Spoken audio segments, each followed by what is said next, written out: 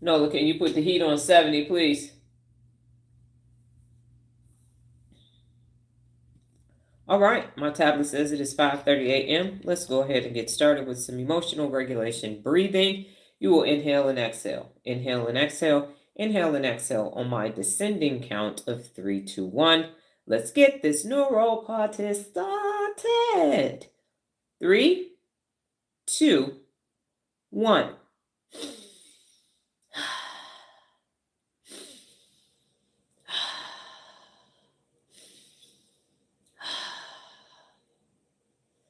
Hello once again, Bridget. Let me flip this bad boy around. All right.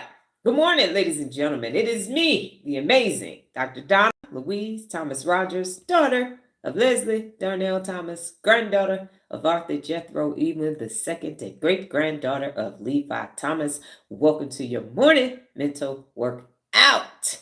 The elements are sponsoring my live as always. So when I say drink water, you as a level 4 subscriber will say drink water, and then you will drink water. Good morning, Joe. So let's go ahead and practice. Drink water.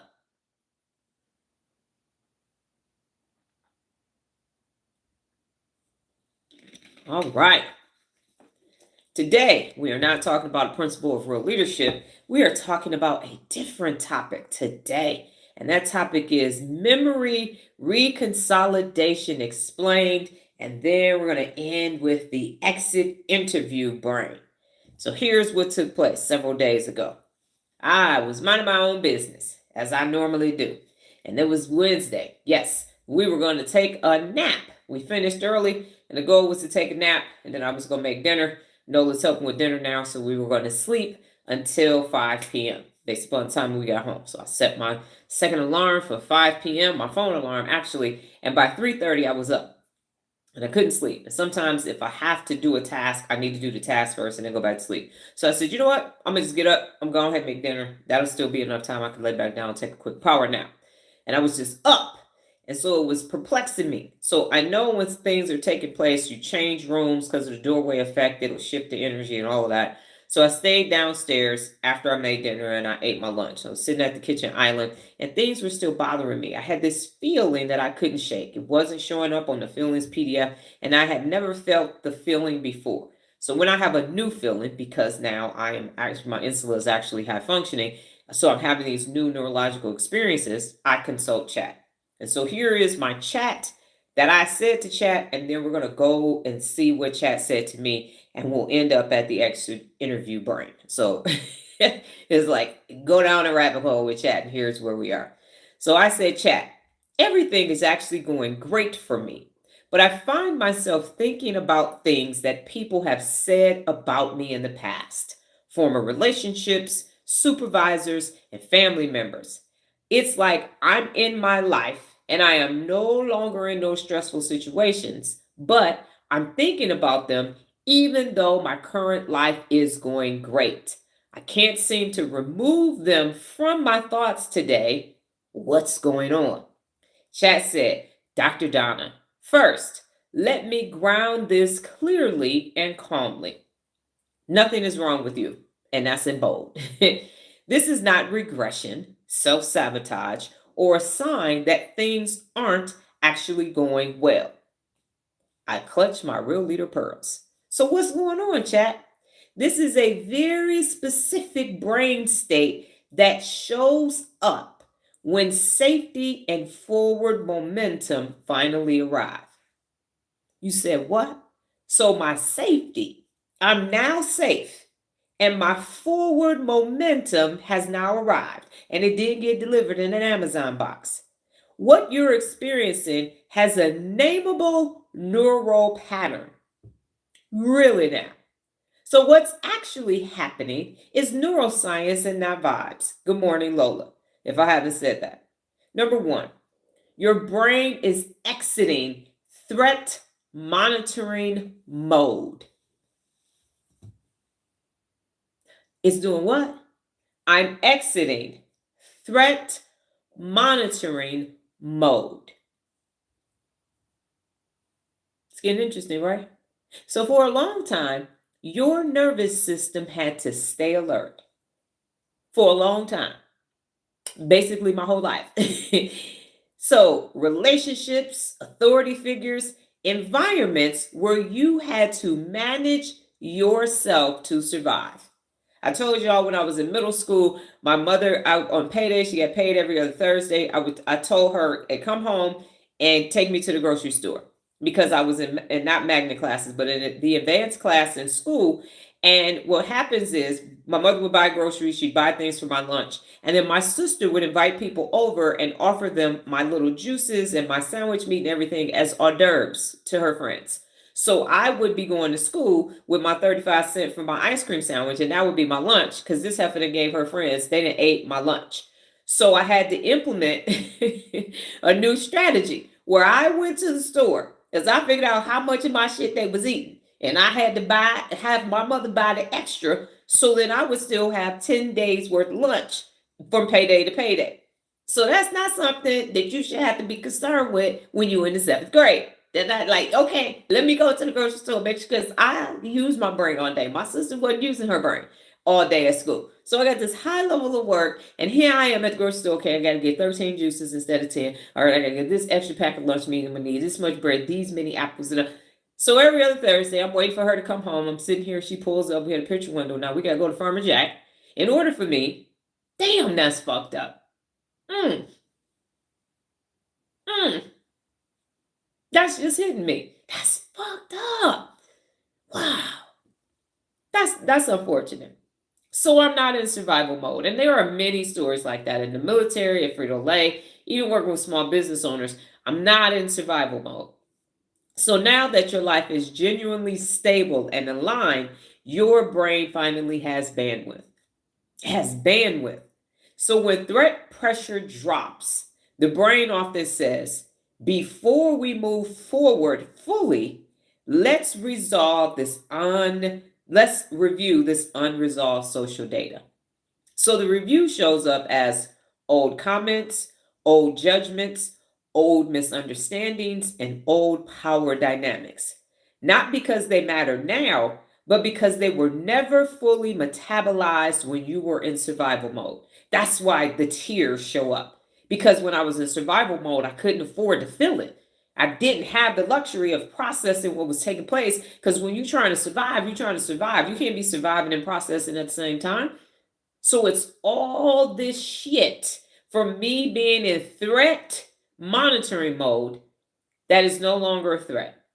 Because I'm stable in my environment.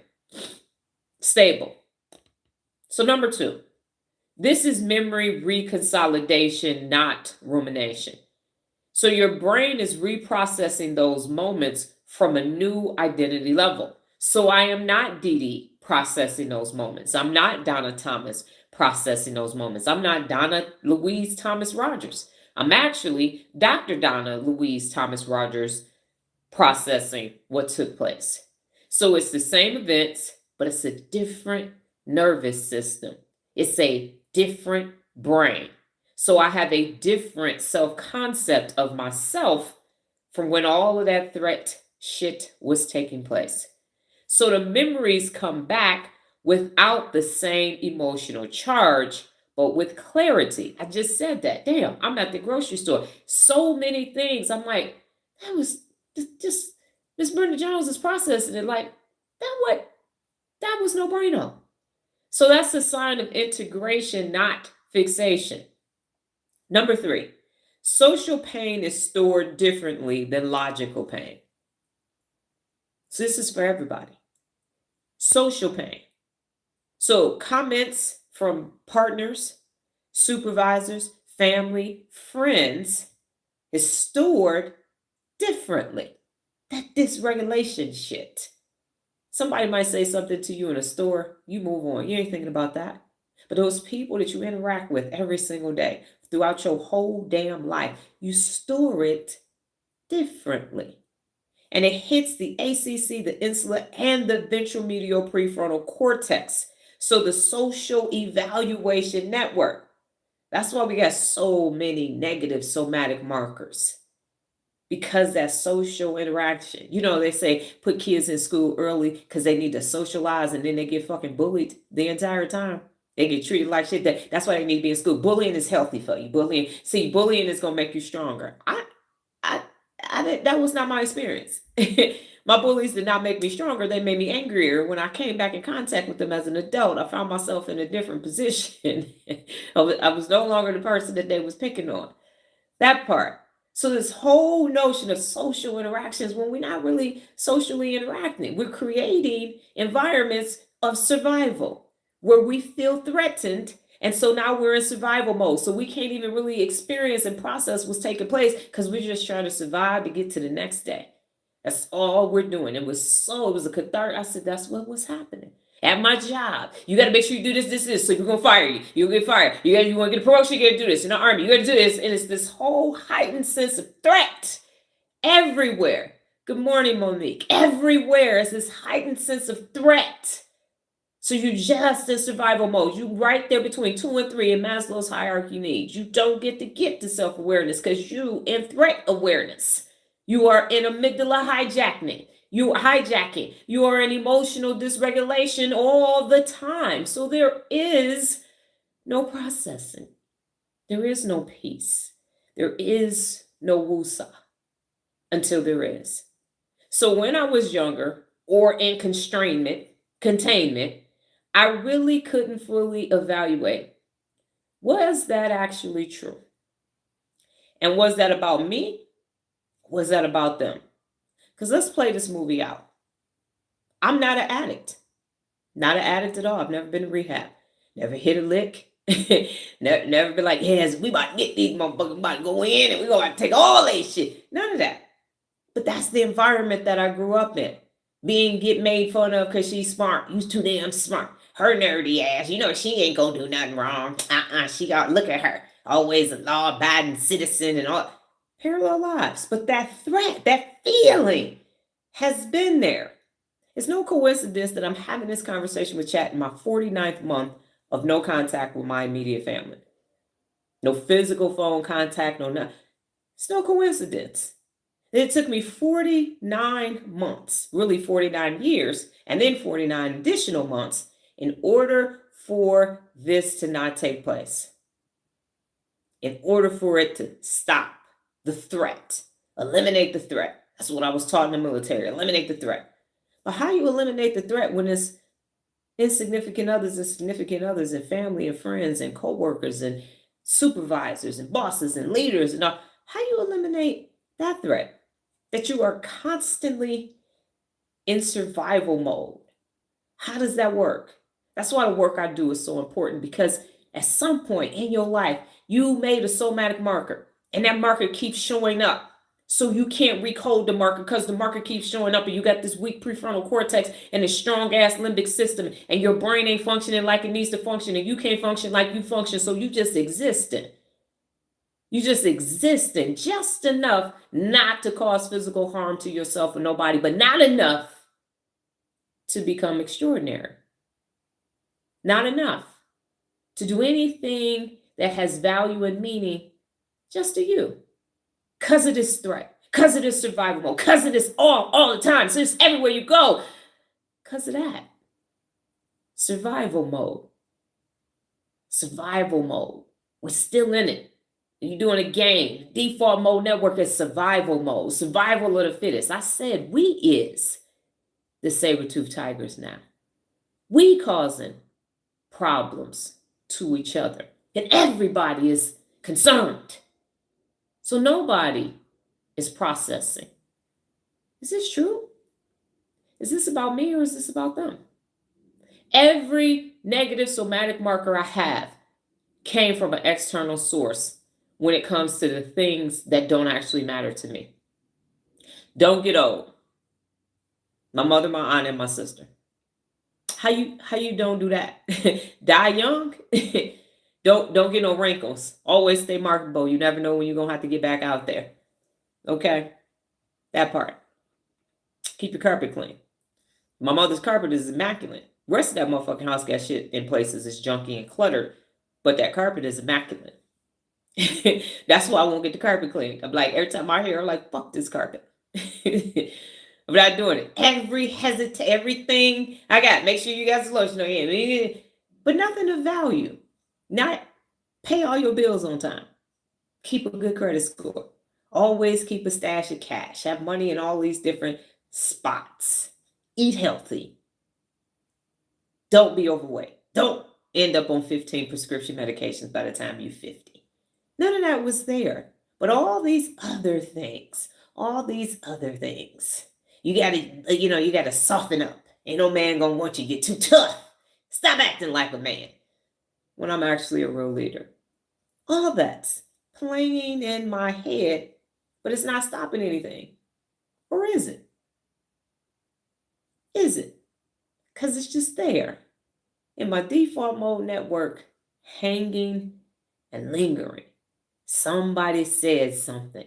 Somebody did something. Always on alert. Nola had to tell me, you do realize that once you stop fucking with them, nobody was fucking with you. You didn't have any, your life, no one's ever come in our house and done anything. You weren't in some precarious situation, running, having to be fighting at a mall, running from the cops and all. None of that. None of that was happening for you, but you were in it. So it feels like it was happening to me. But if you took my whole family out of my life, that part, and just did a movie about me, there would be some pop-ups here and there. But overall, you see somebody who went to school every day, who did their work, law-abiding citizen, all of that. But I was in that energy of that dysregulation, day in and day out. So it's up here. It's not out here. If I never told y'all that, and I just was Dr. Donna telling y'all when I was in the military, and I didn't tell y'all the rest of that, y'all would have never known. It would have seemed like, damn, that was cool. She from Detroit. She went to Cass. She went to Eastern. She was in the Army. She worked at Frito-Lay. She's doing business. She studied the brain. That narrative works because it's true. That's my actual narrative. But then all this other threat shit happening, and I finally got to process it. So what my brain is actually doing now, after that 48 months of purging, what it's finally doing is saying, let's clean this up. I forgot that oil spill, that big giant, I think it was Exxon, had that big giant oil spill, and all the while the oceanic animals and everything, and they were washing off the ducks with Dawn and all of that. It was a big ass spill that had to be cleaned up. Billions of dollars to get that done. Toxic as shit. My brain is now saying, let's clean this up. Let's stop having this. Let's clean it up. And why today, which was Christmas Eve? Why on Christmas Eve? Because things are going well. What? Because things are going well, let's clean this up. So the brain does this only when it feels safe enough to look back. You said what?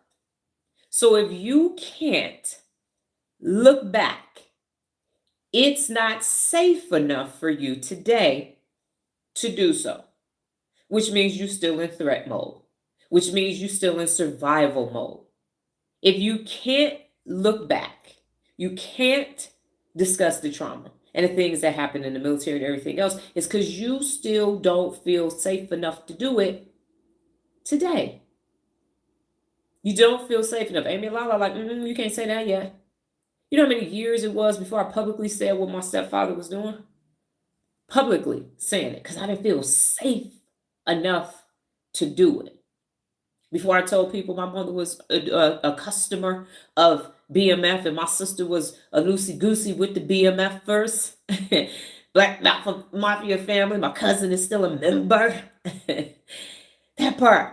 I didn't feel safe enough to say, your mama's on crack rock. No, she not. Song was out at the time. I didn't feel safe enough to be able to process it. Not even in my own default mode network did I feel neurologically safe enough to process it, to even say, I got to clean up this mess. I got to get rid of this. I got to put my little pro mask on and start getting rid of this neurotoxicity. I didn't even feel neurologically safe enough to have a moment by myself to process it. So that part. But now it's safe enough for me to look back. Now I can safely look back. And most days say it with just a few tears, but it was fucked up for decades, for thousands and thousands. You're talking almost 5 decades of fucked upness and survival mode.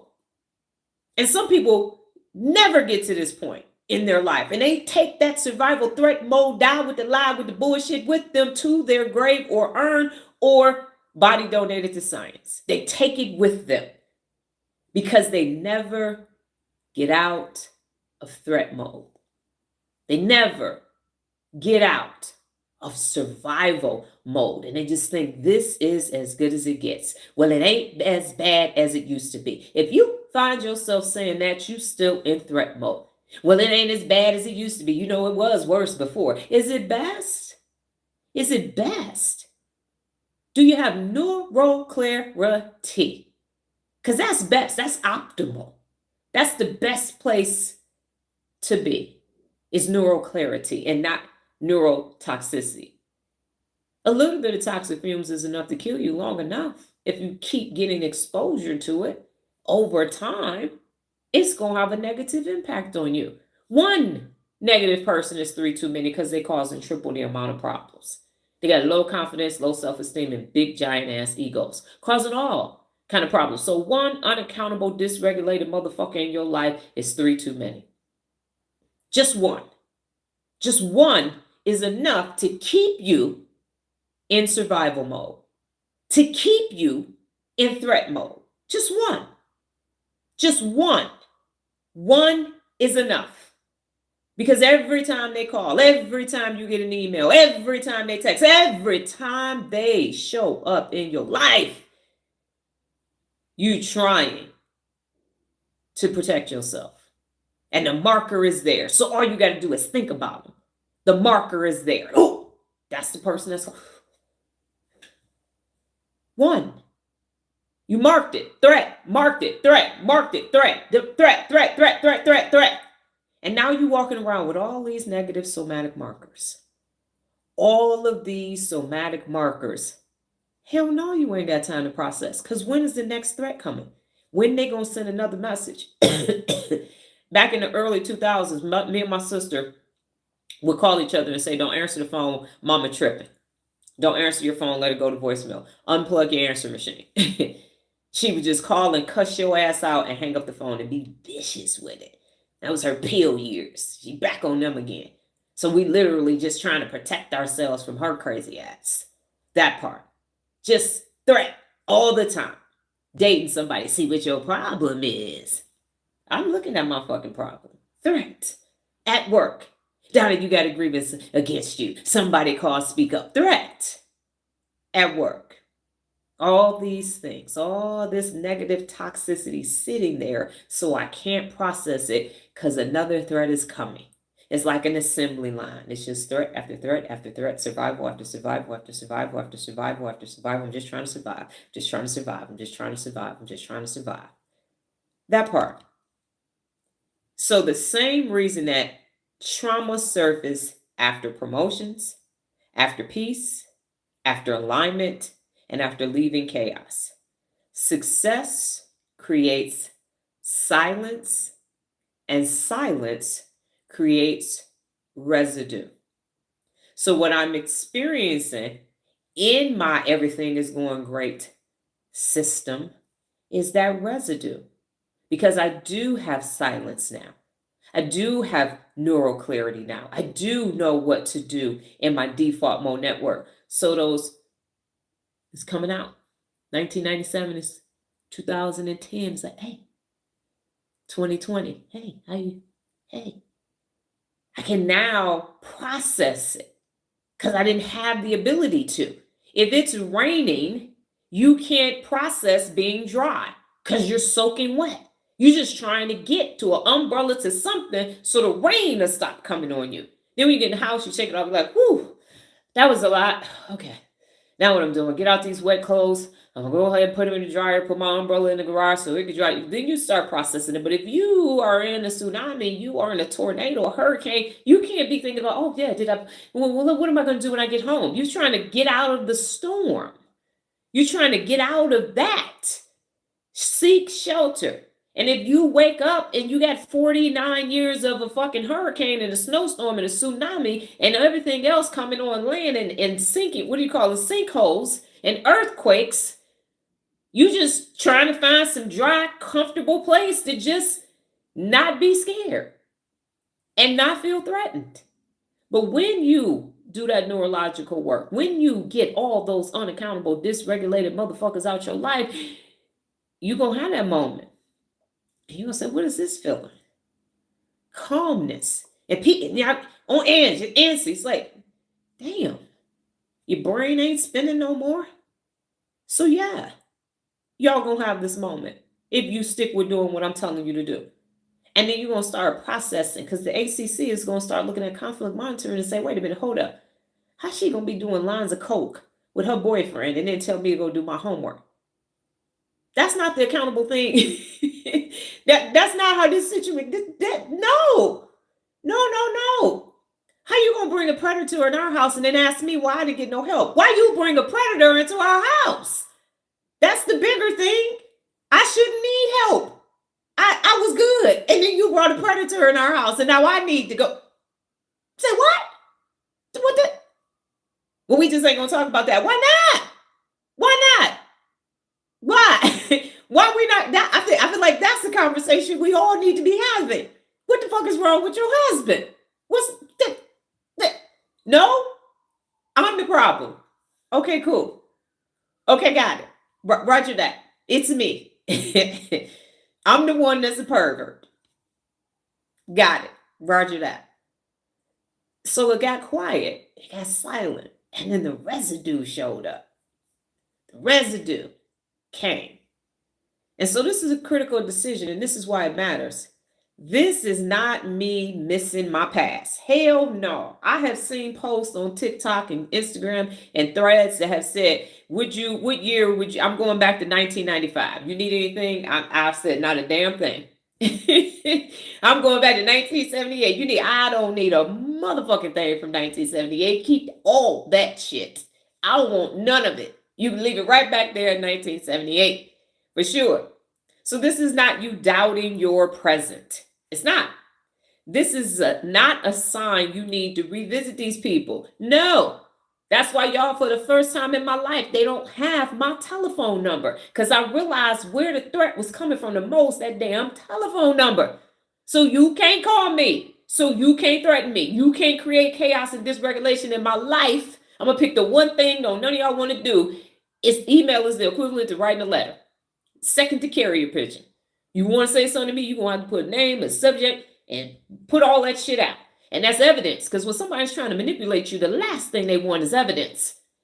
They're going to send a cryptic ass text messages when they get you on that phone, unless you record it. You can't recall. Yes, I hear all those sirens, Nola. You can't recall what they said. That's not what I said. I didn't say it like that. Put that shit in the email. Receipt on receipt on receipt on receipt. Here's what you said, timestamp and date. That part. That's why I'm not getting any emails. That's how I know I was getting manipulated. That's gaslighting and manipulation put together. That's a Dr. Donna's dictionary. So what's actually happening is that my brain is saying, I no longer need these files open, because the hippocampus is the memory library. And that's where you store everything. Trauma and all of it. It might be in a locked vault. You don't even remember it was there. But it's there. And so what's happening is I'm saying, yeah, I don't need those files anymore. So what not to do today, and this was Wednesday. Do not argue with those thoughts. What you mean don't argue with those thoughts? Do not relitigate the conversations. Don't keep saying them over and over again, because one thing when you're dealing with dysregulated people, you ain't never going to win. Because what are the rules in a dysregulated system? In the 74 principles of real leadership, we had conflict yesterday, Nola and I, so we handle conflict when it occurs. When you're just dealing with dysregulated people, they change the rules. In the moment of making rules, they will change the rules. So what is it that you are trying to relitigate with that conversation? They are never going to say they did something wrong, because that would cause self-reflection in their default mode network, and they are dysregulated, and they have a weak-ass prefrontal cortex. So none of that is going to happen. And they have a very, very strong limbic system. Amy and Lala, strong as fuck, boy. And their ego is huge. So how on earth are you going to keep saying those conversations again and again? They ended. You already had them. There is nothing to rehash. I don't have to prove anything to imaginary people. And this one hit me in my spirit and my soul. Proving things. My whole life. We got to show daddy. Well, what did the teacher say? Well, let's go show Merriman. What did he say? Always my accomplishments had to be approved through a motherfucker with non-accomplishments. Why am I showing somebody with no degree my 3 degrees? Why am I showing somebody my PDR when they don't have a PDR? My OER when they don't even know what the fuck they're looking at? The fuck, why am I doing that? Why? So now I got this whole thing where I got to be credentialed and I got to show everybody do it. To who? Why? For what? Now people questioning my credentials. Threat for survival. I got to do this. And when they say this, I got to be able to say this, because the pressure of having to justify my credentials to people who have no credentials. I'm not arguing with a motherfucker with a high school diploma about what my dissertation was on. What the fuck is yours? That's why, is it me or is it you? You got a GED, I got an EDD. We are not the fucking same. Not at all. But all that tension and all that stress got me doing all these things that neurologically make 0% sense logically. And trying to fix the memory. Well, let's go back and explore that. Them motherfuckers is dysregulated. I ain't fixing shit. They broke. I'm not.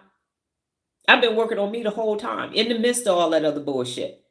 You don't get to this level of regulation if you weren't always working on being regulated in the midst of all this doggone chaos. You can't have this level of knowingness, awareness, knowledge, and information if you participating in dysregulation. Because that means I wouldn't have streaks. That means I would have periods where I didn't finish what I started. That means I would have stuff that I quit and I never came back to and finished what I started. I would have a track record that looked like their track record.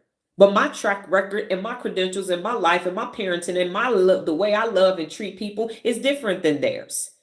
So that's how I know that that's not true. So I'm not going to fix the memory. They had me lying about the memory.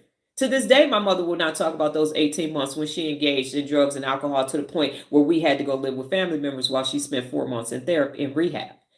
Real rehab. Share house is what it's called. It was on West Grand Boulevard in Detroit. My sister went to Rena Bay in California. We didn't talk about that. We won't talk about that. Now, her husband, he could talk about it because that's where they met. But we started talking about, you need to go to therapy for your pervertedness. Them 12 steps we can't have that conversation about at all. That Achilles heel, we're not going to talk about you being a pervert. No, we sweep that under the rug. So all that dying with the lie, I'm not dying with their lies. They tell us in Al-Anon, you are as sick as your secrets. And I'll be damned if I'm going to be sick because of their secrets. That part. I told y'all I got kicked out of a mega church because my ex-husband was cheating on me and brought his heifer to the church. And I clicked off safe and told the lady, hold my baby, I'll be back. That part. So I'm going to tell it. I'm going to tell everybody. But what I'm not going to do is bring y'all shit with me into my rest of my life. So I no longer need these files open. And that is what I've been telling myself since Wednesday, when these thoughts come up in my default mode network. I no longer need these files open. Case closed. Done. So again, I'm not arguing with those thoughts. I'm not litigating the conversations. I'm not proving anything to any imaginary people. And I'm not trying to fix the memory. Because you know why you don't do that, ladies and gentlemen? Because you keep that loop alive. 5 years ago, I wouldn't have been able to say basically nothing that I say on lives. None of it. Because I was still connected to them, and they still had me not being able to say the truth about what was taking place because of the threat. We family. You ain't want nobody to talk to. This whole thing. And I'm like, this don't really feel like family. This is love. Hate me. Let's see what happens if you hate me. See if I can get a different result. So it keeps the loop alive. So I tell you these stories because I'm not in them anymore. Remember, the brain can process it when you're no longer in it. But if you're still in it, that's why I say I got to get away. I got to get divorced. I got to stop working with my sister. I got to get away from y'all because I can't process this because it's still happening. It's still happening. So you can't heal if you keep getting hit. That's not going to work. You are not going to be able to heal. You are not going to be able to process it. You're never going to get the neural clarity with neurotoxicity showing up by the nanosecond. It's not going to happen. So what to do? What did I do? I named the process and out loud if you need to. This is my brain clearing old social data. It's clearing it out. And so here's an example that we can all understand. Recently, I cleared out my closet and I cleared out 45 different items. I ended up with 45 hangers, donated these things that could be donated, discarded the things that could no longer be used, like old ratty t-shirts and stuff like that. So I discarded the physical. And now I'm discarding the neurological. Wonder how many hangers I'll end up with. I no longer need that. That's not serving me. I'm not going to wear that because the 2 levels up, that thought doesn't match me 2 levels up. File closed. That file is no longer needed. That part. So by naming this, it moves the activity from the limbic system, the emotional center, to the prefrontal cortex. And you start looking at that logically. I was able to process in those 48 months all of the abuse from my mother, my sister, and my mother's husband differently, but all abuse. So it was a total abuse experience. It was a total abuse experience. It was a smorgasbord. It was abuse gumbo. It was abuse salad bar. Just abuse in different ways at different times, and they still couldn't tell me why. Because I don't believe they know why. You want to know how I know? Because they still dysregulated. In order to know why you did something, you need neural clarity. In order for you to know why something happens, you need neural clarity.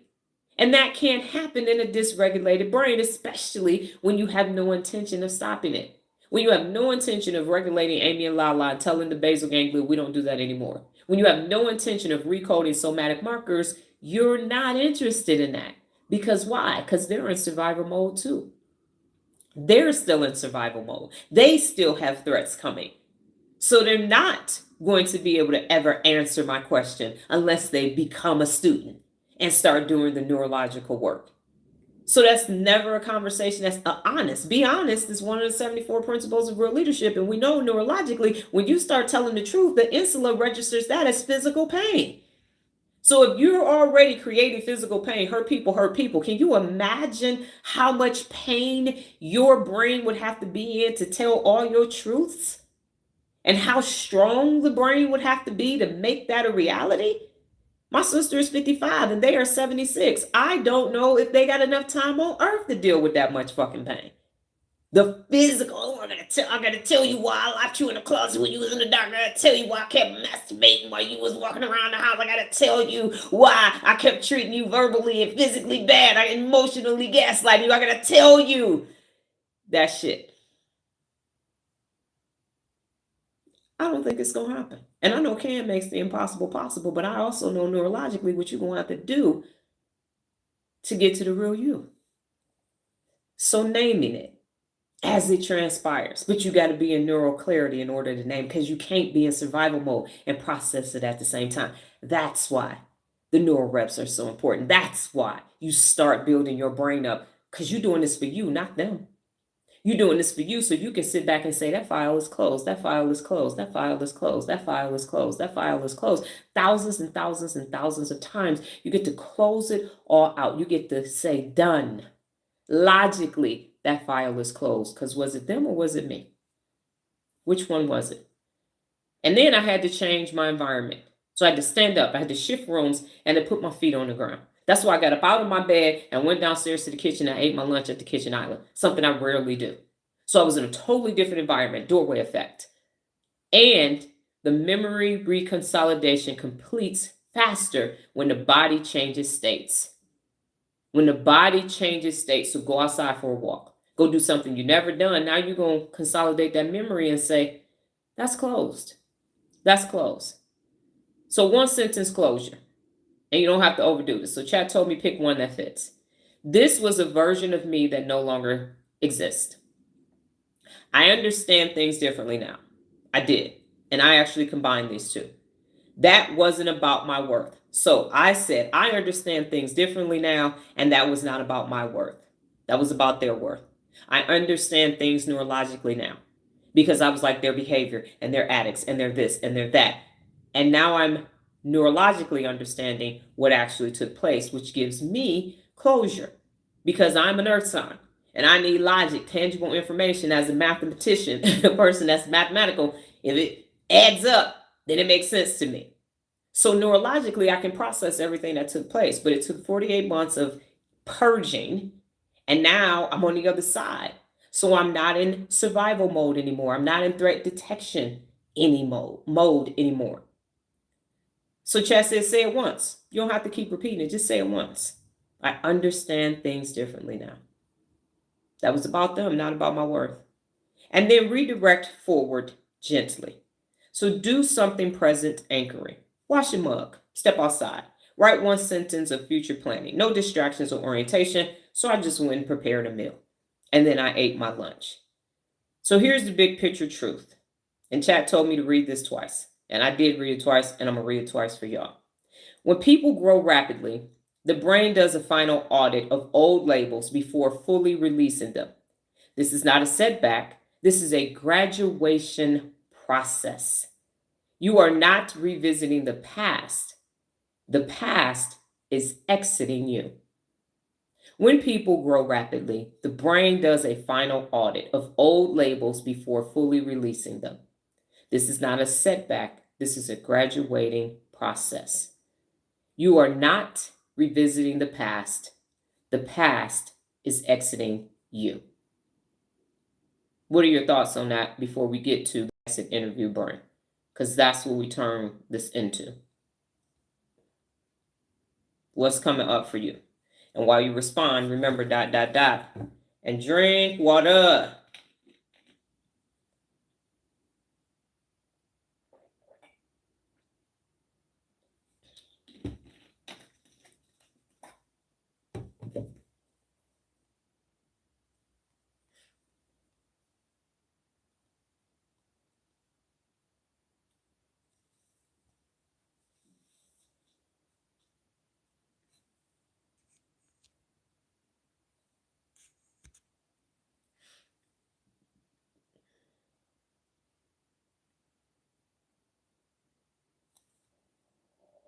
My stomach is growling.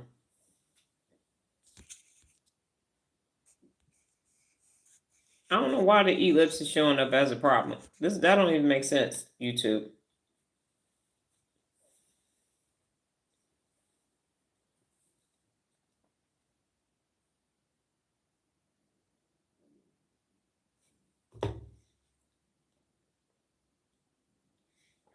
Bridget said, I think that's accurate.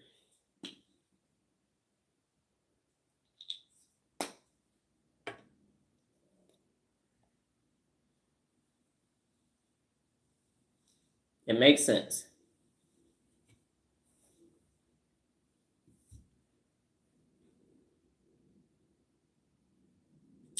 So my second question is, how do you feel about what I said? So yes is accurate. I got that.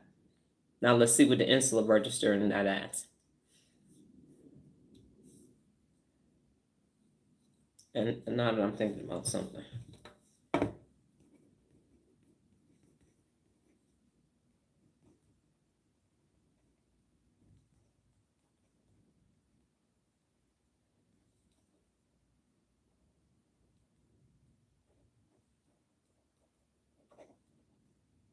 Give me 1 second because I forgot to write this down. 100% true. I agree. Somebody's Noah. All right. And how do you feel about this information? What's registering for you? And then I will do the exit interview brain. Basically, it's the summation of what I read.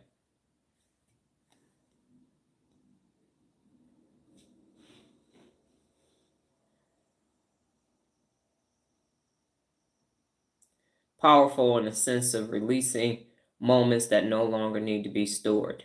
Detachment. Because it's neurological. Just wondering why I look back through the old ways.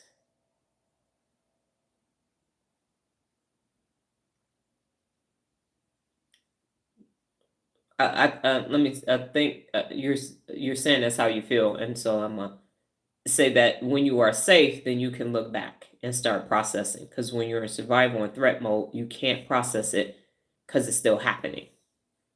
So the look back is the brain saying, "I feel safe now. Let me process what happened." And so some people go to their graves never being able to look back because they never got out of the threat mode. They never got out of survival mode. Nola said, I was getting this mixed up with ruminating, and now I know it's more like doing the thought decluttering. Yes, it's not rumination. It's that you feel safe to now process what took place. That's why it's taken me 20 years, 25 years to process what happened in the military. Because now I feel safe, and I didn't then.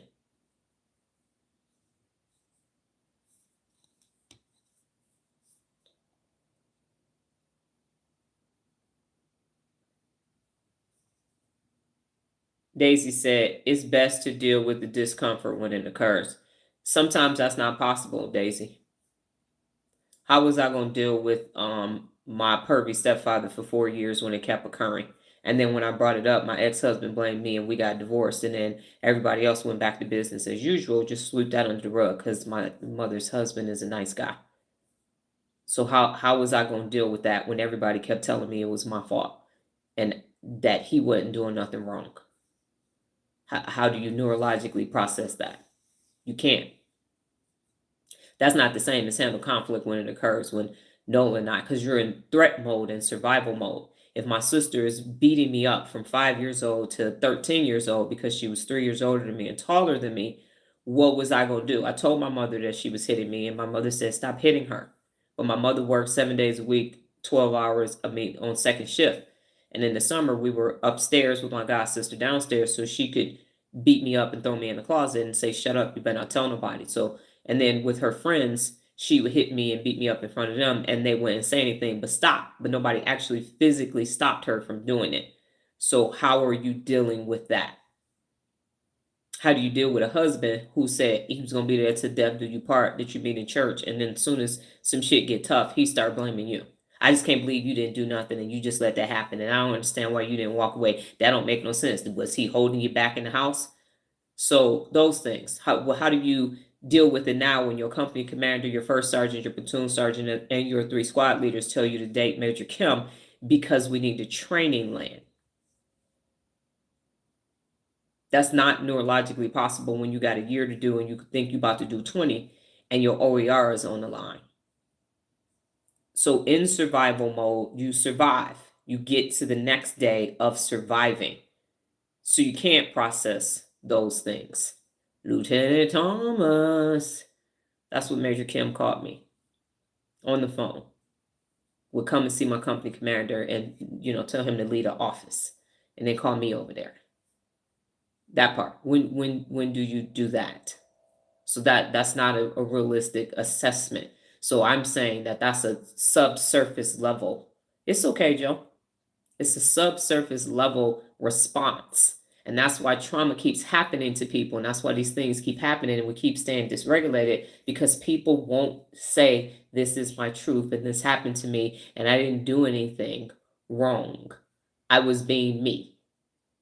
And that's that. Because the system says blame the victim. The system says suck it up and drive on. The system says we don't want to deal with that because the insula doesn't want to register that honesty because it's physically painful to hear. It's physically painful to say. So everybody over medicates, acts like it didn't happen, and no one processes it. And I understand neurologically why it's not happening, because it's physically painful to tell the truth. It's physically painful to override threat and say, no, we're going to stop hurting people. We're going to stop being the doggone saber-toothed tigers attacking each other. That's what this is about. This is about creating regulation so that the bees or the brand new babies that were just born, they live in a world where none of this exists anymore neurologically. So this is beyond discomfort. And I'm not putting you on blast, Daisy, because that's how everybody feels. Everybody has things that they're willing to talk about. And then they have things that they're not willing to talk about. That's why I say I've been essayed, various small essays all the way up to set essays where I experienced doggone roofies at a party in college where 4 gentlemen decided that I was the choice for the night. My freshman orientation, right when I got to Michigan State, roofied my drink. And then what was told to everybody was Donna got a train ran on her at Michigan State. Not that I was roofied and carried into a room where I didn't know where I was. That's not the narrative. The narrative was me. She can't hold her liquor. That part. Nobody wants to discuss that. And no one knew. No one knew. I tried to find out who those people were, and no one knew who they were. They just showed up. And nobody had any idea. I said they showed up at a party at a house in East Lansing, and they just randomly drove from Detroit and picked that house to show up at, of all the houses on this block. All the houses on this block. That part. And then when my mother found out, she said, why was your dumb ass drinking in the first place? You went to drug rehab. My daddy was a drunk. 3 of my 4 grandparents are drunk. You, my sister, and my daddy is a drunk, and you gonna ask me, why did I go to a party and drink? So if you keep getting blamed for the things that keep happening to you, you in survival mode. You're just trying to make sure don't nothing else happen to you. That part. That you're just trying to make sure. I don't want to be, let me pull my shirt down. I don't want to be somebody else's victim again. I don't want to be doing anything wrong. Let a predator catch me slipping. That part. So everybody has it. Everybody's hiding things. Everybody has buried things. And when you get to a place of neural clarity, it's going to come up because you're not going to be in threat protection mode anymore. So I'm telling you this so that when you get there, you remember this live and you go, she said this was going to happen. It's time for me to do a neural cleanse. Everybody said I'm doing these cleanses. I'm getting rid of this shit in my body. Get rid of this shit up here. Get rid of this shit up here because that's what's stopping you up here. All this neurotoxicity, all these things that you need to close these files on so you can grow forward. And shame is a weapon. And I let people use that shame against me. Shame is a weapon, but no, I'm not going to be ashamed of anything because I didn't do anything wrong. I take full responsibility for the shit that I fucked up in my life. But I'm not going to be responsible for the fucked up things that happened to me in my life. That wasn't on me. That was on other people. And so I'm holding them accountable to say those things publicly. We had an opportunity to address it privately and you didn't want to. So now you'll experience, because sometimes embarrassment will get people to the truth too. With that being said, here is your exit interview brain. So when your life is going well, your brain may suddenly replay old comments, judgments, or dynamics from former relationships, supervisors, or family members. This is not regression. This is integration. So what's actually happening? Your nervous system has finally exited survival mode. That means your brain, your whole nervous system of processing, it has exited survival mode. So there is no more threat mode for me. That's why I can present this information to you without saying, I'll be back. Somebody put some money on my books. I might be gone for about 10 years. No, I can say it and go on with the rest of my day. When the brain senses safety and stability, which is what I have created neurologically, it runs a final review of unresolved social memories. And as I said at the beginning of the live, the social memories are different and the social pain is stored differently than the logical pain. So not to relive them, but to release them. Every time I tell these stories, it gets calmer and calmer for me. And now it just sounds like I'm reading things off a grocery list. But when I first started saying these stories, it was intense. And some of them are still there. Some of them I don't know what they are. When they come up, I'm going to let them come up because I need to release them. Not relive them, but to release them. So think of your brain as conducting an exit interview with the past. When I left Frito-Lay, on June 25th at 2010, about 9:18 in the morning. I had to do an exit interview with HR to tell them why am I leaving the company after almost 10 years on my way out the door. So that's what you're going to do. You're going to have an exit interview. And the neuroscience behind this is the ACC, Ms. Brenda Jones, reviewing social evaluation data, the truth, the facts, not all of this distorted, well, I wouldn't have if you did, what, just the facts. Because if you take anything to court, they just want the evidence. They just want the factually based evidence that you can prove, the receipts. And the insula is checking whether the body still carries the threat. And I don't carry the threat anymore. And I had clarity when I said dysregulated brains are subject to do any motherfucking thing. A dysregulated brain is always going to do dysregulated shit. Guaranteed. Sit back and watch. Get some popcorn because it's going to happen. And then the ventral medial prefrontal cortex, Uncle Vinny, is relabeling the meaning with adult perspective. I'm saying, I understand. I'm the baby in that family. And I understand what happened is you had dysregulated systems with strong limbic systems and weak prefrontal cortexes. And so you just keep doing the wrong thing. You keep developing dumbass strategies and dumbass decisions because of your neurological ineptness. I know that, but I'm not about to enter back into the fire. I'm not about to go and enter into threat mode. For what? I already got damn near 50 years worth of data to say what's going to happen. I know how that movie ends terribly. And there is no alternate ending. The only way that things work is in my regulated system. Over here, there is no recovery time. You're not recovering from your neural reps. You're strengthening. You're being empowered on a daily basis. So there is only one system that works. My system. That's it. Everything else prior to this is a failing system. Why? Because nothing has changed in humanity. Not enough therapy, not enough cognitive behavior theory, nothing.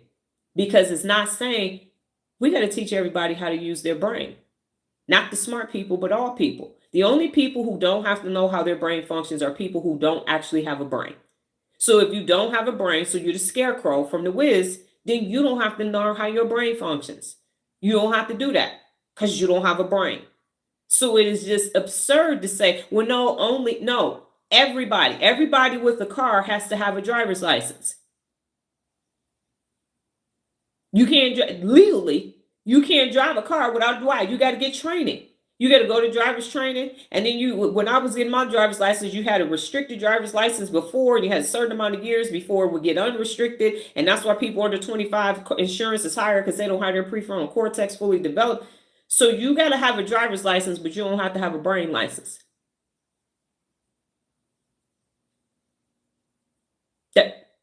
You got to have a fishing license. You got to have a marriage license. You got to have a teaching license, a medical license.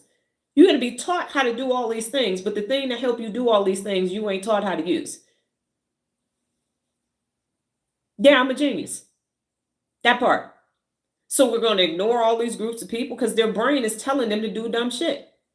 Everybody, all the trauma and everything else, those men in the 90s decided they needed training land, and there was a cute little face that somebody wanted from another man. All of them had daughters, and they didn't even think, what if somebody one day going to be telling your daughter, take one for the team?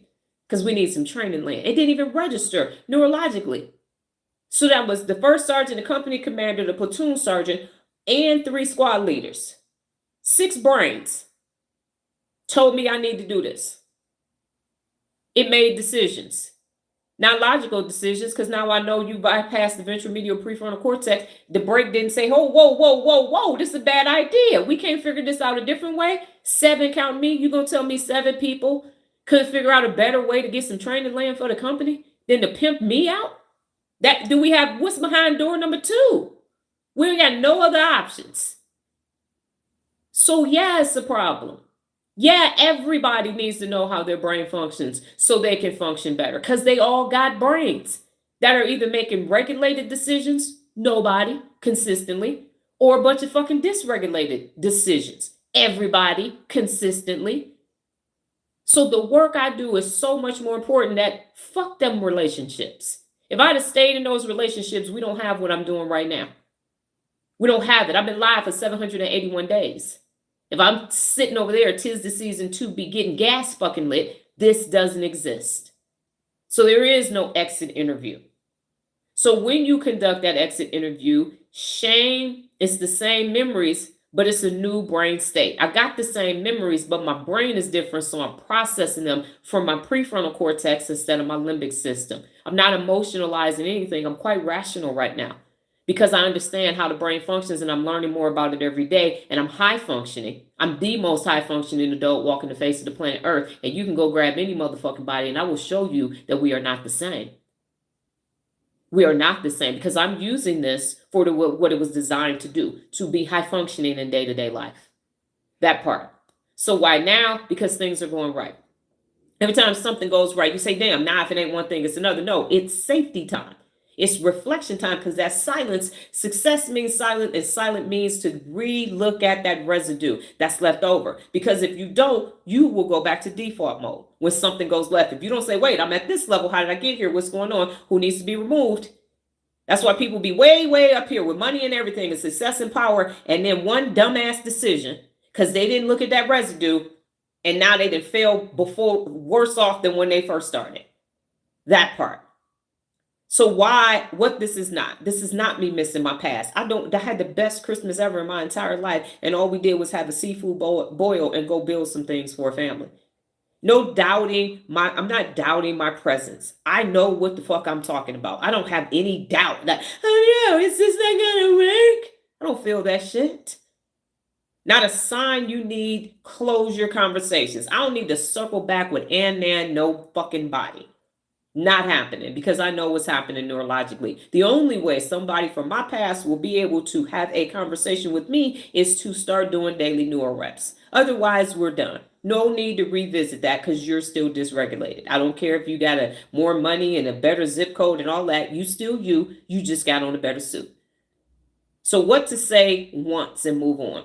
This version of me has exited the building.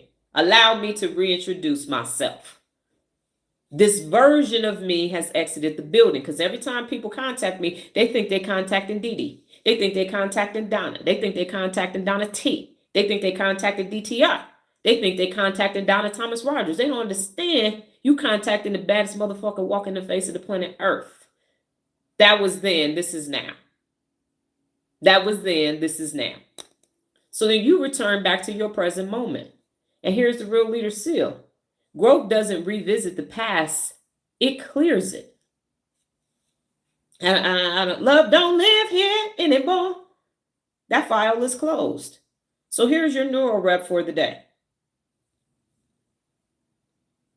60 seconds. Your target is your ACC, your insula, your ventral medial prefrontal cortex.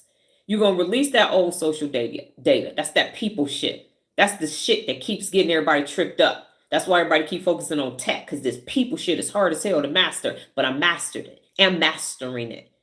And return back to present authority. So how you going to do it? You're going to name one old comment or opinion and it's going to surface today. You're not going to explain it or nothing. You're just going to notice it. It's going to happen naturally in your default mode network. And every time, and I'm about to change this. Every time some old shit show up today, you are going to tell Amy to shut the fuck up because she's going to start trying to keep reminding you of it and definitely letting it sit because you in threat mode. And you're going to say that file is closed. That file is closed. And then you can close a notebook. You can shut a drawer. You can tap your phone screen. You can take a step forward, but you can take a physical action to say that file is closed. And whatever you were doing, you're going to return back to that. You might be saying that 1,000 times a day. That file is closed. That file is closed. That file is closed. That file is closed. That file is closed. Closed. Closed.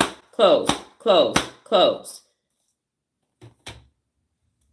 And why this works is because the ACC stops scanning for the threat. Remember, the somatic marker is marked already. It don't actually need to see the threat. It could feel it. And now it's, ah! That part. The insula is sending that body awareness. And the ventral medial prefrontal cortex is updating it. So instead of that being a problem, the insula going to say, hey, trigger. Miss Brenda Jones going to say, baby, that file is closed. And Uncle Vinny going to say, Amy and Lala, sit your asses down. That file is closed. Boom. Bada bing. Bada boom. And you're going to go back to doing what you're doing. And what the brain learns is we are no longer there. We are no longer there. I'm no longer on 2024 Glendale. There's a time when I couldn't even look at that damn house. I definitely can't look at the house on Curtis. I can now, because that's where my pervy stepfather did all his stupid ass antics. So them pictures of that house, I'm like, whoo, that part. Now I can look at all of it. A little bit of flutter every now and then, but I'm on the other side. So we are no longer there. We are no longer there. Someone finally comes up to me from that time that I was in Korea. I'm no longer there. I'm not Lieutenant Thomas anymore. I'm Dr. Donna Thomas-Rodgers. That's why I say my name every day on the live, because that's who I am. That's who I'm is. I'm not those versions of me. I'm this version of me. New and motherfucking neurologically improved. So we are no longer there. I'm here. I'm 52 motherfucking years old and a half. So the real leader instruction is do not revisit that memory. Don't keep revisiting that shit. Don't keep reliving it, because the loop is still there. Every time you revisit it from that threatened place, you place yourself back there, and now that marker is still marked. You recode that shit. That file is closed. That file is closed. So as I ask you the 4 questions for today, number 1, what principle of real leadership for the level 4 subscribers? What principle of real leadership did you pick yesterday, and who did you have a conversation with? That part. Then ask the question, or I'm asking the question, what was your everyday flex? Next, what did you learn today? And what did you learn about yourself? And Trinae, if you are still here, because you are new and I'm always improving, I'm going to make a slide. We had a 13-hour day yesterday. I did not have time. I should have time between today and tomorrow. And at that point, when I get to this point at the end of the lives, I'm going to just put that up, and then you can see it, and then you can start answering it. Because it occurred to me that when more new subscribers show up, they're not going to know what I'm talking about. So that's ABIing, always be improving. So you can put your ... and then you can answer. Do not answer before you put your ellipse, your thinking emoji, your cloud, your buffering, or whatever. What was the principle of real leadership that you used yesterday and who you had a conversation with? Everyday flex. What did you learn today? And what did you learn about yourself? And the reason why you're doing that ... is because you are training your brain that you pause and think about the answer when you're being asked questions. So you're creating that pause so that notification goes to the prefrontal cortex, and you have impulse control. You're strengthening your inhibition control and your executive function to be able to respond instead of react. That is the purpose of that. And while you're doing that, drink water.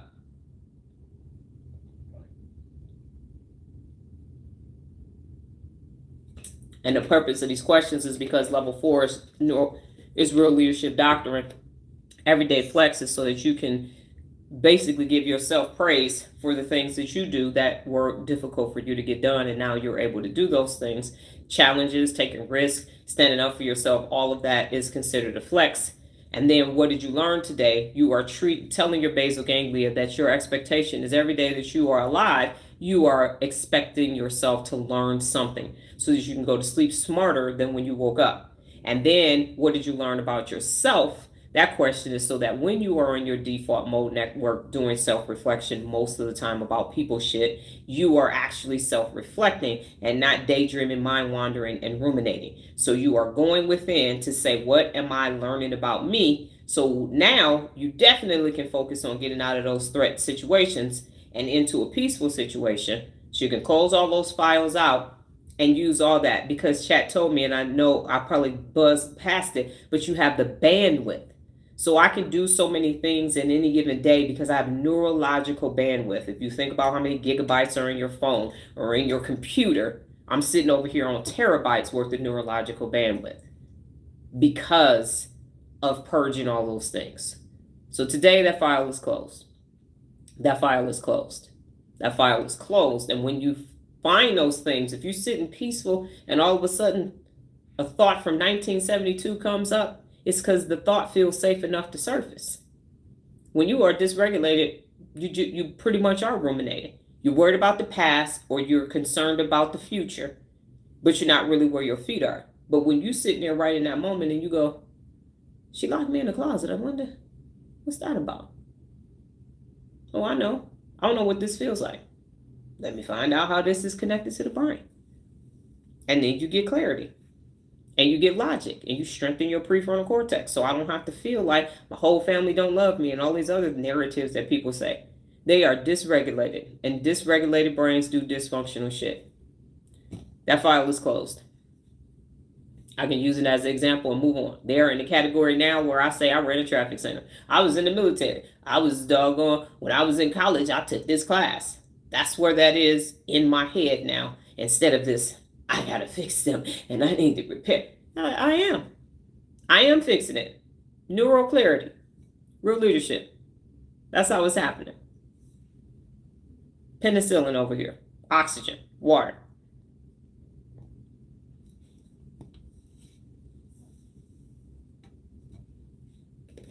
I'm hot. I'm gonna drink some more water.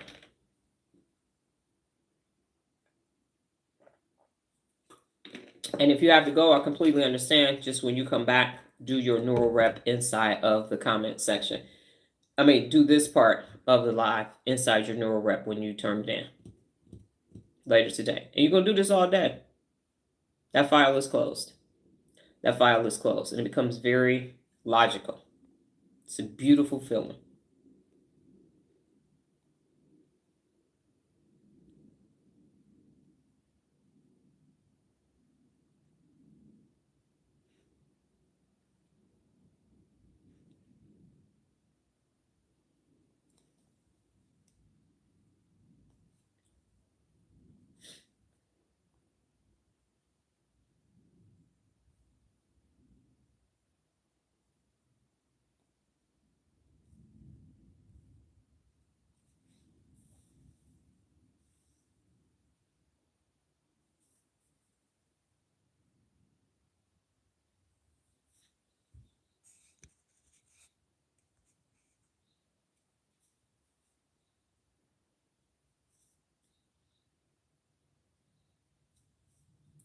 It hurts now.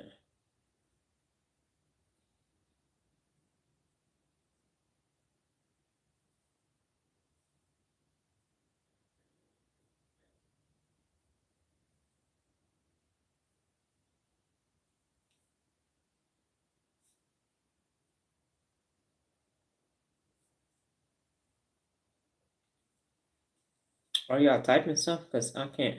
Oh, shit.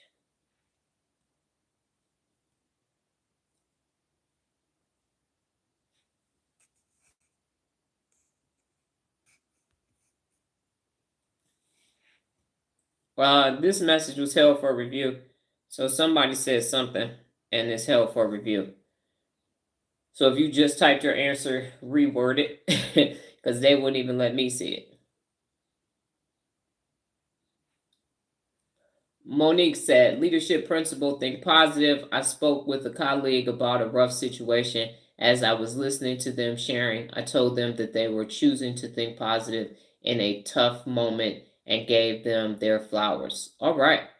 And Joe says, principal, communicate effectively. When my younger son, everyday flex, going to the gym, even when part of me didn't want to. I learned the release of the past negative experience and takes time, effort, and safety. Okay, whoever,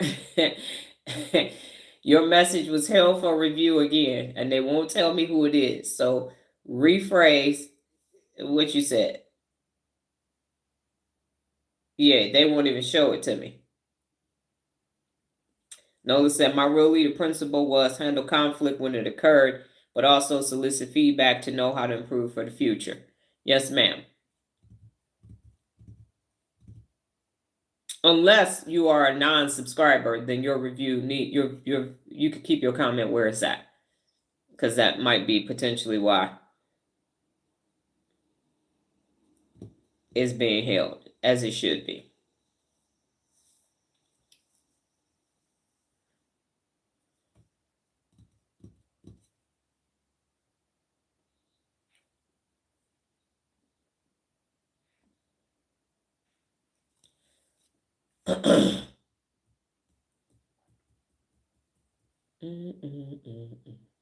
Daisy said the principle of real leadership that I used yesterday was have fun with someone during a lunch break. We were talking about cooking, and I said I have fun when I'm cooking. Yes.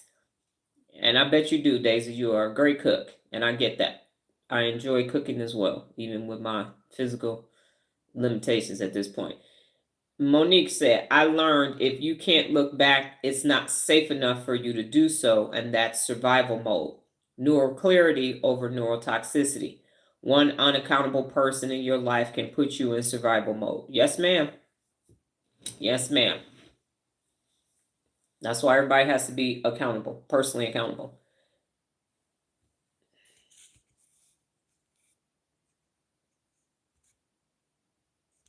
Everybody. Now you understand why everybody has to be personally accountable. Because it's going to put you in survival mode because they're going to be dysregulated. So you're going to be wondering what the hell they about to do. What they fuck up now? What they... Just one. One is enough.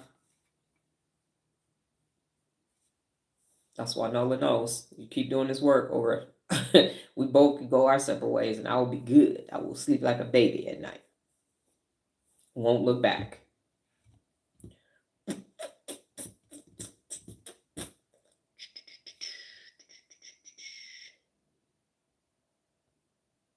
Nola said, my everyday flex was all the work I did yesterday and mounted those pictures after I was already tired. Yes, you killed it on those last set of pictures, and you make sure that you are ready to show those next Friday. I don't care what the title is for it. Because I was like, and the client even said, this going to be a son of something. He said, this is going to be hard as hell or something to hang up. These going to be a piece of work or something. I was so tired. I knew he said, this is going to be hard as hell to hang these pictures up. Because there's those panel photos, but they was uneven, but it was the piano keys. It was. And she did that. And they were great.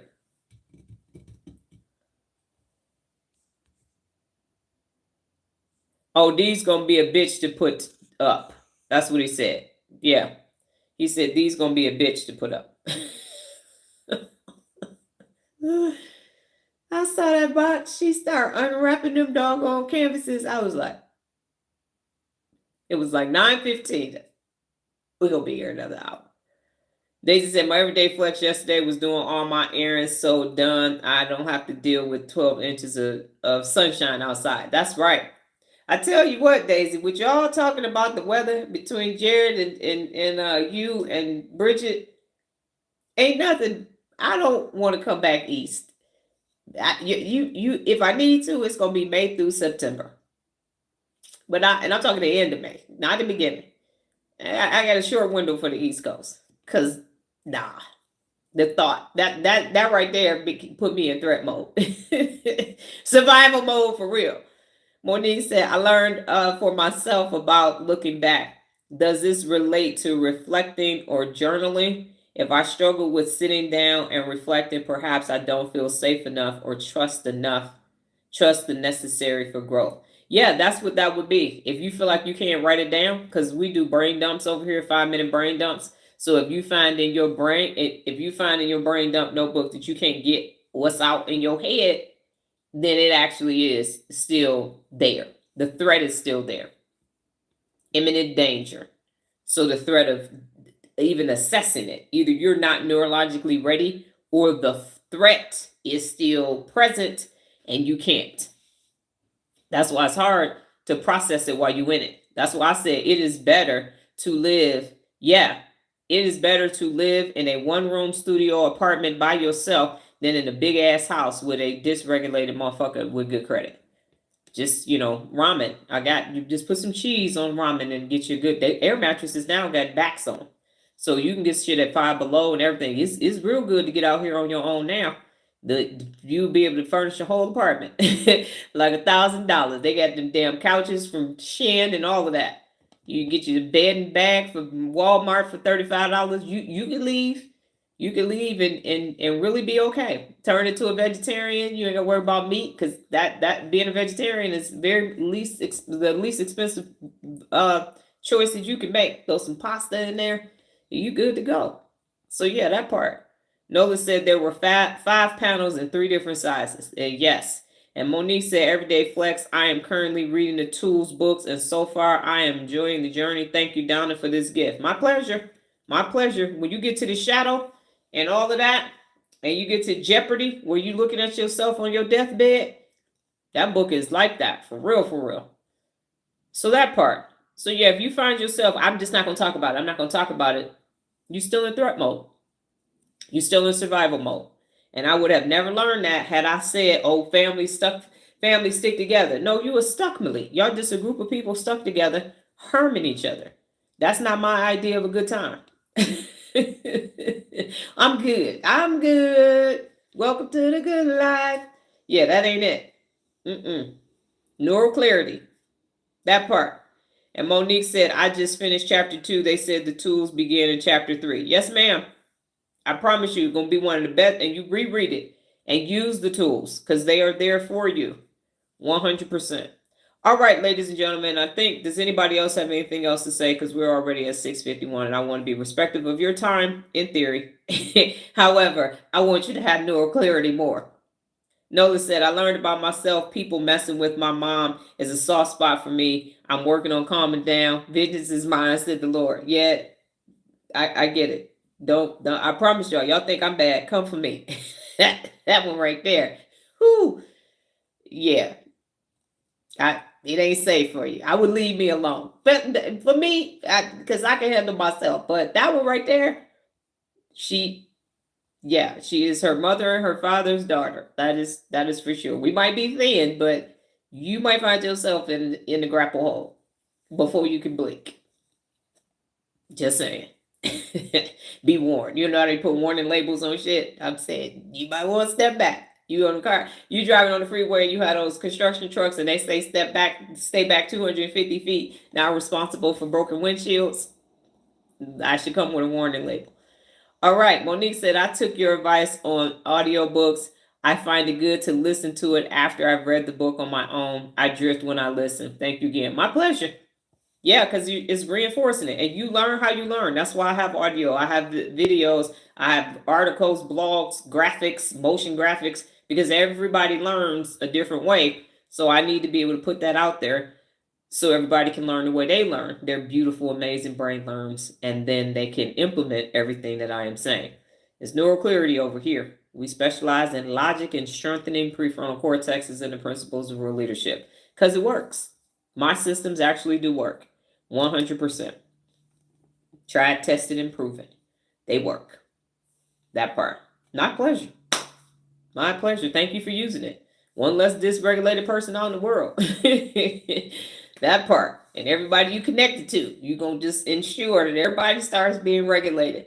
And that's how we get, this is grassroots efforts over here. And it can change. One brain at a time. We taking over. Yes, I don't have my brain is 95% song lyrics t-shirt on, but it is true. Okay, anything else before we go? I gotta take a shower and get this handy dandy, instead of handy dandy notebook, my handy dandy oatmeal. I always look, you know what, the best part of my day, you know how they say the best part of waking up is Folgers in your cup?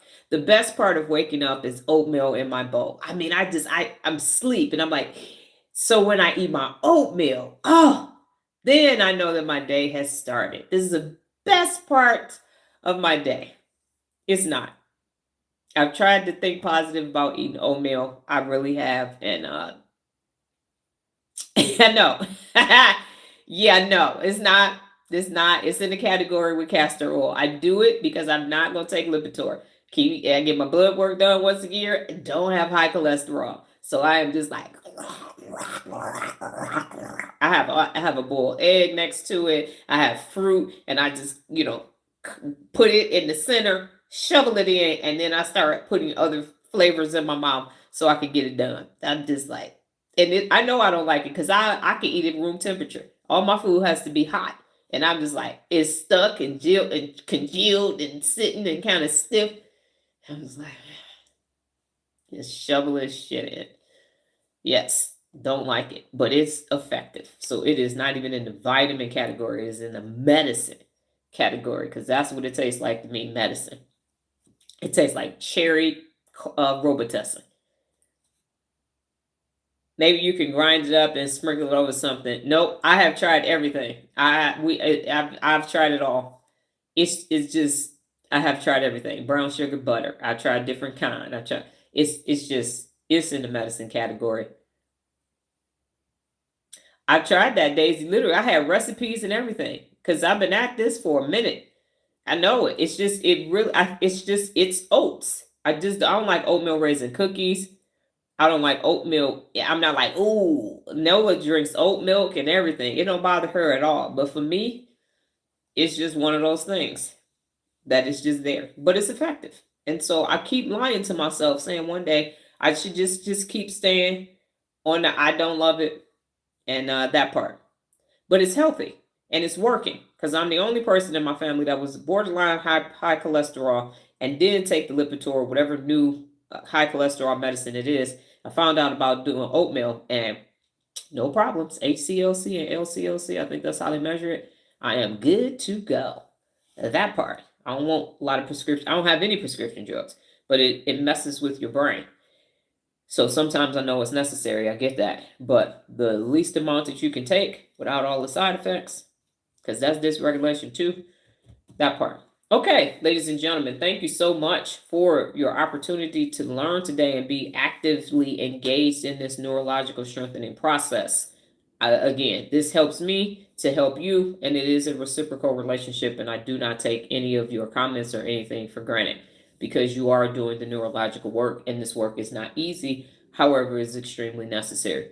So God willing, higher power, and the universe, I will be back tomorrow, same time, same place, safe space, different t-shirt. For my cholesterol, I used aloe and orange juice. Did you really? Okay. Were you what, Joe? Aloe and orange juice. I've not heard of that before, Daisy. And I got aloe growing in my front yard. And they got orange juice at the store. Did you mix it together and drink it?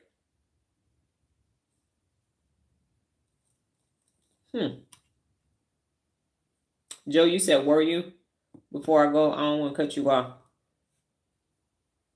Hold one. Yes, sir. Wait one over. Got it. Roger that.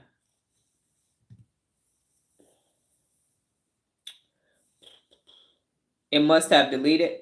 Can you say it again? Because again, somebody was typing something and they literally said that it can't come through. So yeah, yours must have been the one that they were saying. One thing could not come through. And sometimes they flag the wrong thing. They flagging y'all ellipses. ... This is being held for review. Rewrite the code, YouTube, really, because a lot of stuff makes it through in the past that should not have had less of an issue here. Even with it being holidays. I'm shocked at the amount of lack of trolls for it to be the holidays and people are off. It's interesting. Do you want to retype it, Joe, or we're going to go? All right. Were you the one saying cholesterol is essential for the brains and the C. Lauren meds deteriorate the brain? No, that was not me. I am saying this as a personal choice that through my own medical doctor's appointments that cholesterol was high. And so I was told this is the medication you could take. And then I researched and found out about oatmeal and said, I'm not taking that medication. So the juice of 3 different types of oranges and a piece of aloe in the blender. Got it. Okay. I have not tasted aloe yet. I'm waiting. My plants are ready to go now. They were tiny and now they're good. So were you saying that cholesterol is essential for the brain and that the C. Lauren meds deteriorate the brain? So cholesterol is essential for the brain. I do know that part. Not familiar with the C. Lauren meds deteriorating the brain. I do know that in general, prescription medication has a neurological impact because it changes your actual normal transmitters that are transmitting the brain. And sometimes that's necessary because you might not have the ability to produce those different neurotransmitters. It's like 140, but people talk about the top 10. So that could be a factor. But I would venture to say that if a supplement came along with saying that, what has happened, and Chad and I have had these conversations, is that people take the neuroscience information and then they use it to create a product or neuromarketing, and they say, this is what's happening that's wrong in the brain, but if you take these supplements, this will fix that problem. But no one is saying dysregulation. So if you fix your dysregulation and you create a strong prefrontal cortex first, you will stop making those other decisions, those dumbass decisions that will cause other problems in the brain. So if you stop eating sugar, if you stop you have diabetes and you let Amy and Lala keep talking you into eating red velvet cupcakes, and you strengthen your prefrontal cortex, then you'll know that's a dumbass decision and you'll understand why you keep eating the cupcakes.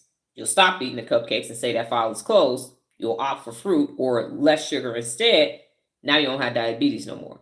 So that's how I see all of this, is I'm saying dysregulated brains are giving you this information. And so that one thing is not going to regulate your brain. So we all need to make a shift to regulation of the prefrontal cortex and the limbic system. So strengthening the prefrontal cortex, regulating the emotional centers, and then we can come back and revisit all of this. But everything that we're being given is from a negative place. This is what's going to mess up your brain. Remember, the researchers, the medical community, the neuroscientists, and the therapists, and all of them, they don't even start thinking about the brain until the brain starts being damaged or dysfunctional. So they're not even waking up every day saying healthy brain. Everything that they're saying gets you to a normal brain, but not an extraordinary brain. That's why I'm saying they're dysregulated as well. No one's saying, well, how can we be extraordinary human beings? How can we stop attacking each other? How can we stop being saber-toothed tigers to one another? That's not what's there. That's not even in their thought process as they wake up. It's diseased brains and dysregulated brains to a certain extent. But let's go and fix these things that are wrong with the brain instead of improving the brain. Kind of slide past neuroplasticity and how you can strengthen it. Because I've not come across somebody that's saying strengthen the ventromedial prefrontal cortex because that's the brake pedal. That's stopping. I've not come across somebody that says your ACC is looking and you'll read it and it'll say conflict monitor, but what is it monitoring? And if it's weak and it doesn't function properly, what happens? And what happens to the ACC when the ventromedial prefrontal cortex is weak? It's trying to do the job of both. And that's why you get mixed messages. And next thing you know, you slapping the shit out of somebody. That part. And that they don't talk about the connection of the prefrontal cortex to the ACC and how if it's weak, you have weak inhibition control. Yes. So that's what I'm saying is at this point, let's all shift to regulation and see if those things are still even a thing anymore. So if everybody is regulated, then you don't have people overindulging in alcohol. So then you don't have people having to go to AA meetings. So you don't have people having to recover. And so now they can be health spas instead of rehab centers for alcohol. I'm not saying people don't need to still have jobs, but I'm saying what we do. So instead of going to rehab for alcoholism, you can go in and go for brain boosting. So you can spend a month there just focusing on strengthening your prefrontal cortex. And when you come out, Amy and Lala are regulated, and now you got this strong ass brain. Same concept, just different 12 steps. So that part. So let's see where we are when we have more regulated people. And then what I would also say to everybody before we go, when you start seeing those things, once your insula is strong, which is why I don't have any people on any of my social media platforms. I told you I got animals, pets, sunsets, and sunrises and they'll push stuff down because you'll start to feel the dysregulation. You'll be able to go, okay, this threat thing you're trying to do right now, you're trying to scare me. I'm good. That's dysregulation. So keep it. I don't care what you got. I don't want it because it's dysregulated. So basically a term in the legal field is fruit of the poisonous tree. So if a dysregulated person is recommending it, at some point, there's going to be some dysregulation in whatever they're telling you to do. That part. Okay. So thank you so much, ladies and gentlemen. I do value and appreciate your time today. I believe that this was an extremely effective live and it was necessary. And so tomorrow we should be back on track for Real Leader Principle number 45, if I'm not mistaken. You all go off and the sentence for today is that file is closed. That file is closed. Every time you're in your default mode network and the rumination shows up, that file is closed. That file is closed. That file is closed. And go back to doing whatever it was that you were doing. You're recoding all of those somatic markers. God willing, higher power in the universe. I will be back tomorrow, same time, same place. Safe space, regulated space Different Brain t-shirt. You all go off and have a brain-tastic day. Take care. Adios.